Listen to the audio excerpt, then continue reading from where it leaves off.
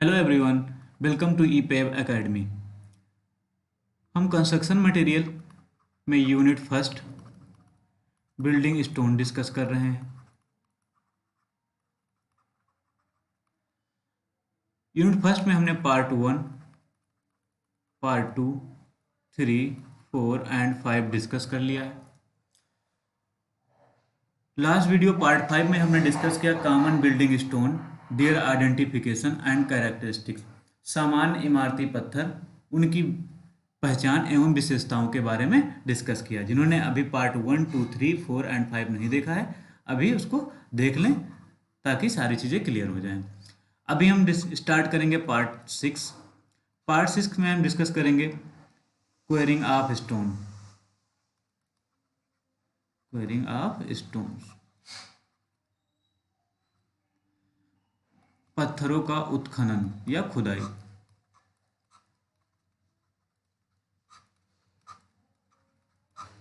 या खुदाई।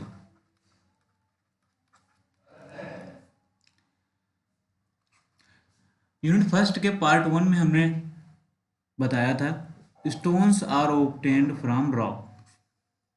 स्टोन हम कहाँ से ऑब्टेन करते हैं? रॉक से, चट्टानों से प्राप्त करते हैं। इन चट्टानों से स्टोन को ऑब्टेन करने का जो प्रोसेस है, उसी प्रोसेस को बोलते हैं क्वेरिंग ऑफ स्टोन, उत्खनन कहा जाता है। अब हम स्टार्ट करते हैं quarrying of stones. All types of stones can be obtained from rock. जैसा कि अभी हमने डिस्कस किया, सभी प्रकार के पत्थर चट्टानों से प्राप्त किए जा सकते हैं। The place from which the stone is drawn is called query. जिस स्थान से पत्थर को प्राप्त करते हैं उसे क्वेरी बोलते हैं, मीन्स खदान बोला जाता है। And the action of extracting stone is called excavation. और पत्थरों को प्राप्त करने की जो प्रक्रिया होती है, क्रिया होती है, उसको एक्सकावेशन बोला जाता है, मीन्स उत्खनन या खुदाई बोला जाता है, या खुदाई बोला जाता है। नोट्स में हमें याद रखना है, excavation from greater depth is called mining. अधिक गहराई में खुदाई करना माइनिंग कहलाता है। माइनिंग का मतलब होता है खान। माइनिंग हम कब करते हैं? जब हमें किसी मिनरल्स को ऑब्टेन करना होता है, स्पेशली सपोज करो कोल हो गया, कोयला का उत्खनन करना है, तो क्या करेंगे? वहाँ पर माइनिंग करते हैं। ज़्यादा गहराई में हमें एक्सकवेशन करना पड़ता है। Working in quarries is easier and more secure than working in mines. जो हमारा क्वेरी होती है, मीन्स खदान, ये खदानें, और जो खान्स होती हैं, खाने होती हैं। अगर यहाँ पर कंपैरिजन की बात की जाए तो किसमें कार्य करना आसान होगा और किसमें ज़्यादा सेफ होगा, तो जो हमारी खदान होगी उसमें कार्य करना आसान होगा और खान में कार्य करना डिफिकल्ट होगा, कठिन होगा। और खदान में कार्य करना ज़्यादा सुरक्षित होगा इन कंपेयर टू खान के कंपेयर में। क्यों? क्योंकि जो माइंस होती है, माइंस की डेप्थ जो होती है, डेप्थ ज़्यादा होती है, और जो हमारा क्वेरी होता है, क्वेरी, उसकी डेप्थ कम होती है। वो या तो सरफेस पर होगा या बहुत ही कम डेप्थ में होगा। फिर आगे हम डिस्कस करते हैं, नेक्स्ट पॉइंट टॉपिक होगा इसमें साइट सिलेक्शन फॉर क्वेरी। उत्खनन के लिए, उत्खनन के लिए स्थल चयन, स्थल चयन। जिस स्थान पर हमें खुदाई करना है, जब हमें ये सेलेक्ट करना हो, तो सेलेक्ट करते टाइम कौन कौन से मेन पॉइंट्स हमें याद रखना है, वो हम डिस्कस करेंगे। When selecting the site for query the following point should be noted. उत्खनन के लिए स्थल का चयन करते समय हमें निम्नलिखित बातों पर ध्यान रखना चाहिए। कौन कौन से? First point, sufficient quantity of stones, पत्थरों की पर्याप्त मात्रा, पत्थरों की पर्याप्त मात्रा। जिस स्थान से हमें पत्थर को प्राप्त करना है, हमें याद रखना है और हमें ये कोशिश करना है कि उस स्थान पर मैक्सिमम अमाउंट में हमें पत्थर मिल जाए, अधिक मात्रा में पत्थर मिल जाए, और डिजायर क्वालिटी और आवश्यक गुण वाले पत्थर हमें मिलने चाहिए। उस अकॉर्डिंग हम साइट का सिलेक्शन करेंगे। एक्सेसिबिलिटी का मतलब होता है पहुंच। जिस साइट पर हम पत्थर की क्वेरी कर रहे हैं, एक्सकवेशन कर रहे हैं, उस साइट पर हम आसानी से पहुंच सके, मीन्स वहां पर ट्रांसपोर्टेशन की फैसिलिटी को हम आसानी से यूटिलाइज कर सके, मीन्स रोड बना हो या रेलवे ट्रैक हो या समुद्र का किनारा हो, ताकि वहां से पत्थरों को एक स्थान से दूसरे स्थान पर हम ट्रांसपोर्ट कर सके। Means proper transportation facility should be available to the site. Site के लिए पर्याप्त आवश्यक ट्रांसपोर्टेशन की फैसिलिटी अवेलेबल होना चाहिए। नेक्स्ट पॉइंट हमें याद रखेंगे, अवेलेबिलिटी ऑफ लोकल लेबर। जिस साइट पर हमें एक्सकावेशन करना है, एक्सकावेशन करने के लिए हमें लेबर की रिक्वायरमेंट होगी, तो उस साइट के आसपास के ही लेबर हमें मिल जाए, हमारी ये ऐसी कोशिश होना चाहिए। अगर रीजनल और लोकल लेबर हमें मिलेंगे तो उनको हमें चार्ज कम देना पड़ेगा, कम पैसा देना पड़ेगा, मीन्स हमारा जो प्रोसीजर होगा, हमारा पूरा प्रोसेस होगा, वो कम पैसे में कंप्लीट हो जाएगा, मीन्स इकोनॉमिकल हो जाएगा वो। The labour required for the quarrying of stone should be available near the quarry site. जहां पर हम उत्खनन कर रहे हैं उसके आसपास हमें आसानी से लेबर वर्कर मजदूर मिल जाने चाहिए। नेक्स्ट पॉइंट याद रखना, ड्रेनेज फैसिलिटी। ड्रेनेज का मतलब होता है जल निकास, फैसिलिटी का मतलब व्यवस्था। जिस साइट पर हम एक्सकावेशन कर रहे होते हैं वहां पर प्रॉपर ड्रेनेज की फैसिलिटी अवेलेबल हो, जल निकास की व्यवस्था होना चाहिए, ताकि जब हम खुदाई कर रहे हो तो ऐसा ना हो बारिश का पानी या कोई अदर वाटर उस हमारे साइट में आके एंटर कर जाएगा, हमारे जहां पर हम खुदाई कर रहे हैं वहां पर एंटर कर जाएगा। अगर पानी एंटर कर जाएगा तो क्या होगा, हमारा जो एक्सकावेशन का प्रोसेस है उसे कंटिन्यू करने में प्रॉब्लम होगी, हमें वहां पर एक्सकावेशन करने में दिक्कतें आएंगी। इसलिए प्रॉपर ड्रेनेज की फैसिलिटी अवेलेबल होना चाहिए, जो भी पानी हो उसके लिए प्रॉपर ड्रेनेज की व्यवस्था हमारे पास अवेलेबल हो, पानी आसानी से निकल जाना चाहिए, वहां पर भरना नहीं चाहिए।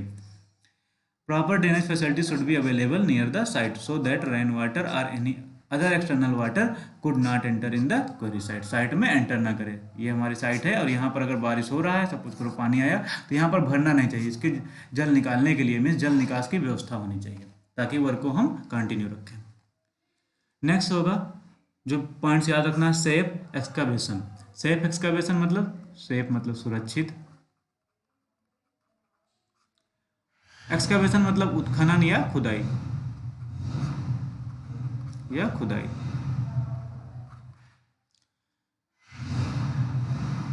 अगर स्टोन की हम खुदाई कर रहे हैं, सपोज करो ये साइट है, यहाँ से हम खुदाई कर रहे हैं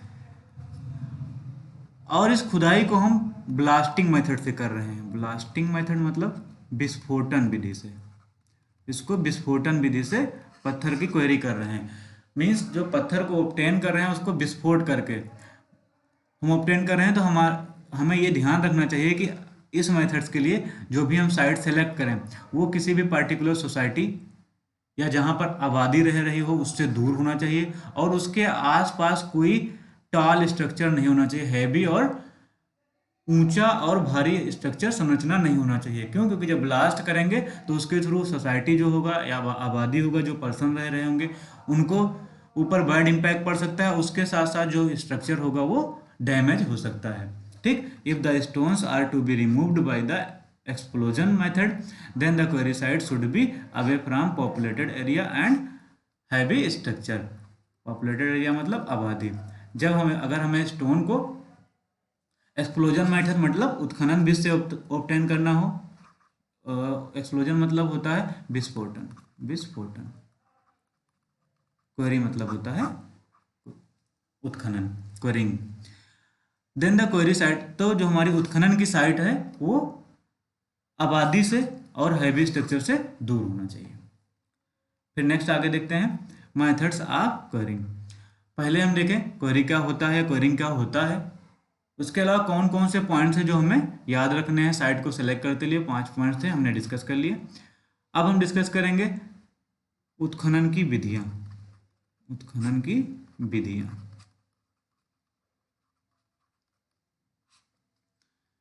Depending upon the nature and surface of rock and purpose for which stone are needed, quarrying is done by following method। चट्टानों की सतह और प्रकृति के हिसाब से और किस पर्पज के लिए, किस उद्देश्य के लिए हम पत्थर को यूज कर रहे हैं, उसके अकॉर्डिंग उत्खनन की निम्नलिखित विधियां हैं। कौन कौन सी? फर्स्ट है हैंड डिगिंग मेथड, मीन्स हस्त खुदाई विधि।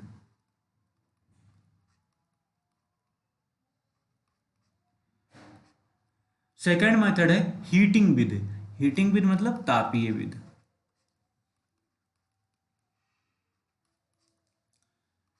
और नेक्स्ट वन है थर्ड मेथड जो है बेजिंग मेथड, मीन्स फन्नी। बेज का मतलब होता है फन्नी, या इसी को पच्चड़ विधि भी बोलते हैं। और फोर्थ वन है चैनलिंग मेथड। चैनल का मतलब क्या होता है? नलिका। नलिका मेथड विधि।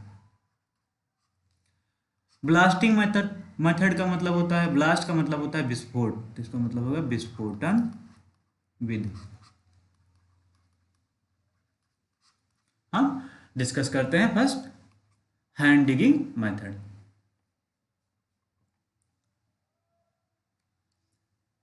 हस्त खुदाई विधि। When the stones, boulders are buried in the bottom of river or under the soil layer, they are taken out by digging with hand tool. जब पत्थर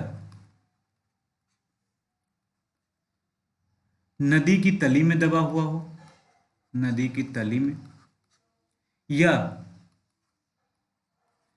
मिट्टी के नीचे दबा हुआ हो,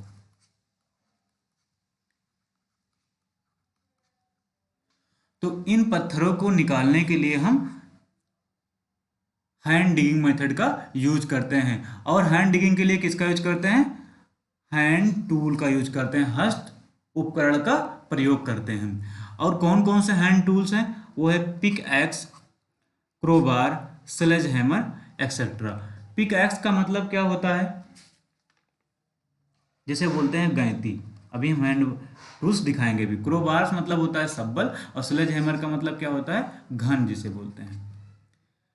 hand digging method is also adapted to remove stones from soft and stratified rocks. हस्त विधि का प्रयोग मुलायम और परतदार, स्ट्रेटिफाइड का मतलब क्या? परतदार चट्टान के लिए भी करते हैं, स्तरित जिसे बोलते हैं। But this method is very slow and laborious. लेकिन जो हैंड डिगिंग मेथड है ये बहुत ही धीमी और लेबोरियस मेथड है, मीन्स प्राश्रमिक या श्रमसाध्य विधि है। तो हमें यहाँ क्लियर हो गया कि हैंड डिगिंग का कहाँ प्रयोग करेंगे? जब अगर हमारा स्टोन किसी नदी के तली में दबा हुआ हो या मिट्टी के नीचे अवेलेबल हो, दबा हो, तब हैंड डिगिंग का यूज करेंगे। इसके अलावा परतदार और मुलायम रॉक के लिए हैंड डिगिंग मेथड का प्रयोग करते हैं। हैंड डिगिंग मेथड किससे करते हैं? हैंड डिगिंग करने के लिए हम किसका यूज करते हैं? हैंड टूल, हस्त उपकरण का प्रयोग करते हैं। और वो हैंड टूल कौन कौन से हैं हम देखते हैं। ये है हमारा उत्खनन के औजार। कौन कौन से औजार का यूज करते हैं हम? पिक एक्स, जैसे अभी हमने बताया, पिक एक्स का मतलब गैंती, ये इस टाइप से दिखता है गैंता, जैसे हम लोग ने देख रखा है। सब्बल मीन्स क्रोबार, ये हमारा सेकंड जो है ये क्रोबार है, इस टाइप से सब्बल होता है। स्लेज हैमर मीन्स घन, और हमारा घन इस टाइप से सभी लोगों ने देख रखा है। क्लब हैमर, हैमर का मतलब हथौड़ा, क्लब लगा हुआ मीन्स मोटा हथौड़ा, ये हमारा क्लब हैमर है। माइलेट का मतलब क्या होता है? हथौड़ा, और ये 5 नंबर पे हमें दिखाई दे रहा है, ये हमारा हथौड़ा है।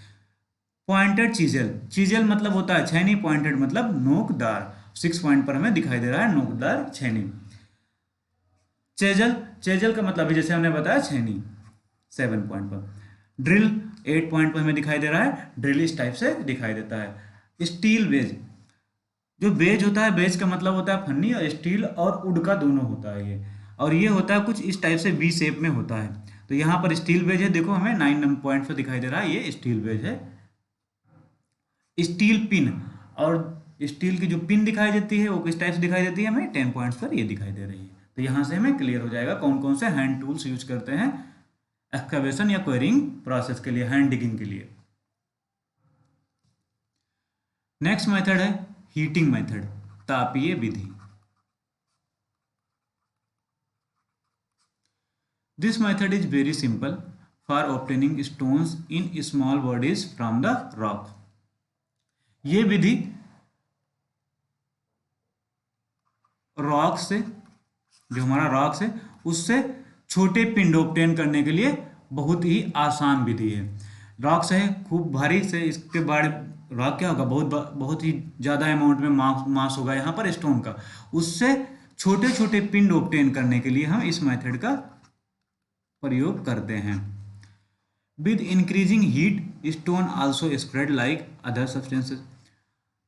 स्टोन ये है हमारा, अगर इसको हीट करेंगे मीन्स इसका टेम्परेचर राइज करेंगे तो जो अन्य पदार्थ हैं उसके उसी के तरीके स्टोन में भी एक्सपेंशन होता है। क्या होता है, प्रसार होता है।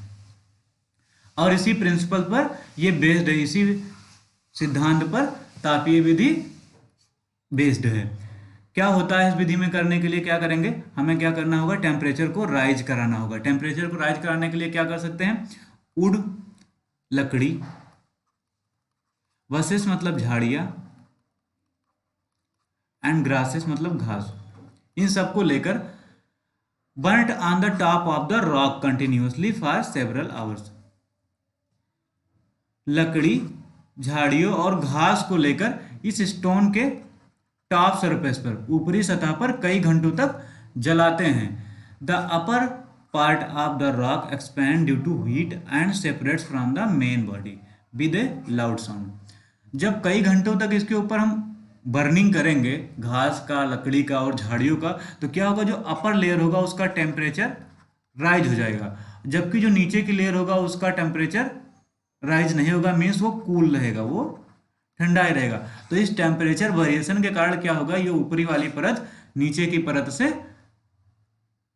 अलग हो जाएगी। ये ऊपरी परत जो होगी ये सेपरेट हो जाएगी नीचे की परत से, और एक आवाज के साथ ये अलग हो जाना है। This method is separate, then this separated part is broken into desired measurement by hand tools.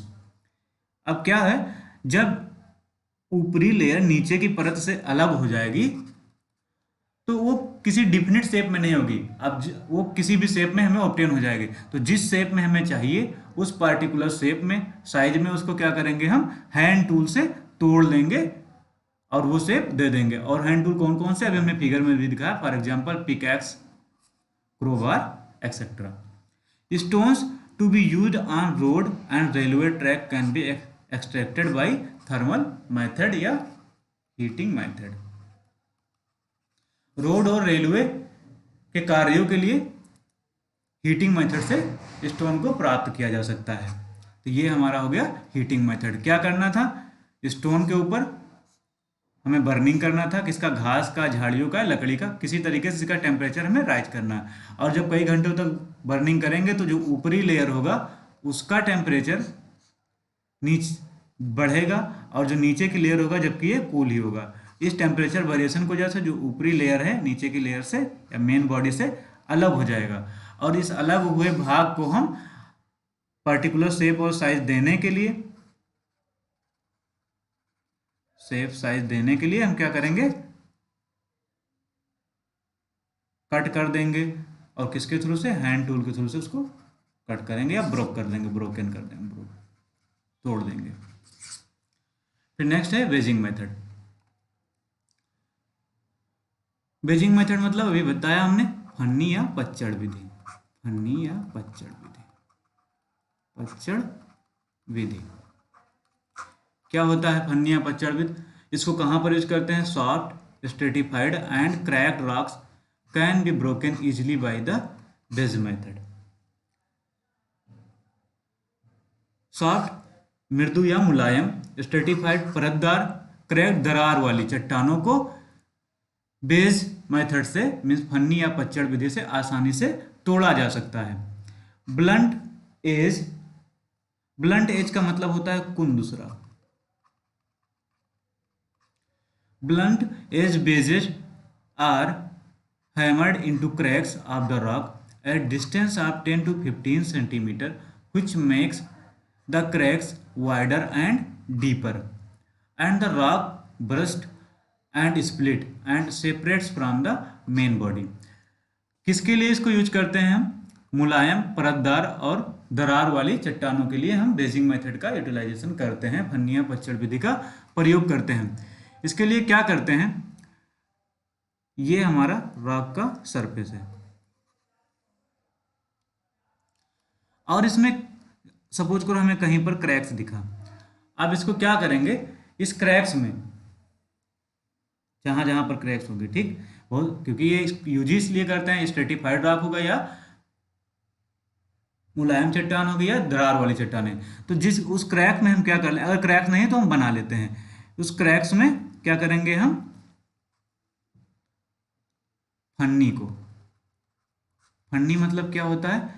ये बी शेप का होता है, अभी हमने फिगर में दिखाया, कुछ इस टाइप से होता है। ये स्टील का भी होता है और लकड़ी का भी होता है। इसको यहाँ पर इंसर्ट करेंगे और हैमरिंग करेंगे। हम बनाते हैं इसको कुछ, यहाँ पर इंसर्ट करा और इसके ऊपर क्या करेंगे? हैमरिंग करेंगे। जब हैमर से इसके ऊपर इम्पैक्ट डालेंगे तो क्या होगा? वो नीचे को इंसर्ट करेंगे तो जो हमारा ये क्रैक्स है ना और वाइडर हो जाएगा। और जब ये क्रैक्स वाइडर हो जाएगा तो क्या होगा? उसके बाद भी हैमरिंग कंटिन्यू करते रहेंगे, फिर ये एक टाइम आएगा ये मेन बॉडी से अलग हो जाएगा। और जब ये मेन बॉडी से अलग हो जाएगा तो पार्टिकुलर शेप और साइज देने के लिए हम इसको क्या करेंगे? पार्टों में तोड़ लेंगे, ब्रेक कर लेंगे यूजिंग द डिफरेंट टूल्स। तो ये हमारा है बेजिंग मेथड। नेक्स्ट मेथड है चैनलिंग मेथड। चैनलिंग मेथड क्या होता है? नलिका विधि, नलिका विधि।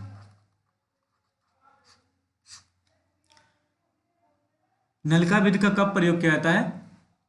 जब हमें स्टोन्स के बड़े बड़े ब्लॉक्स ऑब्टेन करना हो। ठीक है, ये हमारा सपोज करो रॉक है और इससे हमें बड़े बड़े पार्ट ऑब्टेन करना है, तो हम क्या करेंगे? ये इतना पोर्शन हमें निकालना है, तो यहाँ पर चैनलिंग मेथड ज़्यादा सुटेबल रहेगा और इकोनॉमिकली हम ऑब्टेन कर लेंगे स्टोन्स को। If large blocks of stone are required the channeling method is या channeling method can be adopted. नलिका विधि को प्रयोग किया जा सकता है जब हमें बड़े ब्लॉक ऑब्टेन करने हो। In this long but less wide channels are cut on the upper surface of the rock। इसमें क्या करते हैं? ये हमारा सपोज करते हैं रॉक है, इसमें क्या करना होता है? हमें एक लंबी नलिका इसमें बना लेना होता है और कम चौड़ाई का 2 से 4 सेंटीमीटर, 2 to 4 सेंटीमीटर का नलिका मीन्स और जिस मशीन से नलिका को बनाते हैं उसको हम बोलते हैं चैनलर। चैनलर। और इस नलिका को बनाने के बाद क्या करते हैं? जब नलिका बन जाएगा तो इस पर इम्पैक्ट डालेंगे और ये इतना पोर्शन मेन पार्ट से अलग हो जाएगा और उसको हम फर्दर यूज के लिए यूटिलाइज कर लेंगे। ठीक, देखते हैं। जब नलिका बन जाएगी, now hammering badges into this channel and that part of the rock is separated from the main body. जैसा कि हमने बताया, जब इसमें नलिका बनाओगे, नलिका बन जाने के बाद इसमें वेज, अभी बताया, इसे बी शेप का होता है, स्टील का भी होता है, वुड का होता है। यहाँ पर हम क्या बनाएं? स्टील का यूज करेंगे, ज़्यादा स्टेबिलिटी होगा। चट्टानों को निकालने के लिए हम क्या करें? स्टील बेज यूज करेंगे। अब इस पर इम्पैक्ट डालेंगे और जब इम्पैक्ट डालेंगे तो इस नली की और चौड़ाई बढ़ाएगा और धीरे धीरे कंटिन्यू हम इम्पैक्ट डालते जाएंगे, मीन्स हैमरिंग करते जाएंगे और एक टाइम आएगा जो ये पोर्शन है, ये पोर्शन अलग हो जाएगा, शेप अलग हो जाएगा मुख्य भाग से या मेन बॉडी से और इसको हम आगे यूज कर लेंगे। This method is less laborious and suitable for stratified rock. ये मेथड, इस मेथड में बहुत ज़्यादा हमें परिश्रम करने की जरूरत नहीं होता है, मीन्स ये मेथड कम श्रम साध्य होती है और इसको स्ट्रेटिफाइड रॉक के लिए यूज करते हैं, परतदार चट्टानों के लिए प्रयोग करते हैं, क्योंकि वो लेयर्ड फॉर्म में होता है तो आसानी से उसका बड़ा पार्ट चैनलिंग मेथड से, नलिका मेथड से अलग किया जा सकता है। ये देखिए, इस फिगर को हम देखकर कुछ समझते हैं। ये है हमारा चैनलिंग मेथड का फिगर। ये हमारा कुछ रॉक का पोर्शन दिखाई दे रहा है।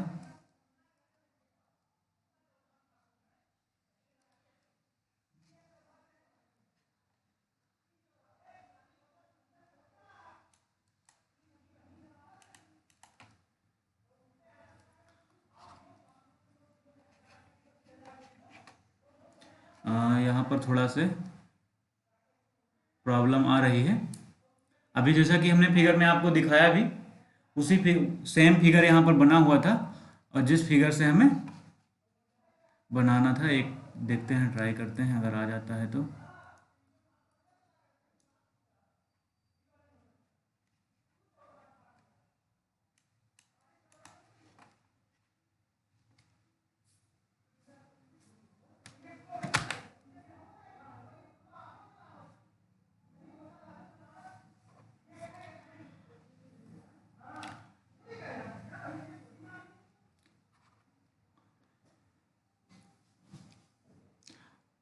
फिगर यहाँ पर थोड़ी सी प्रॉब्लम आ रही है। फिगर हम नेक्स्ट पार्ट में आपको एग्जैक्टली दिखा देंगे, हमने बना के भी दिखाया है। आज क्लास को हम यहीं पर एंड करते हैं। Thank you very much for watching the video.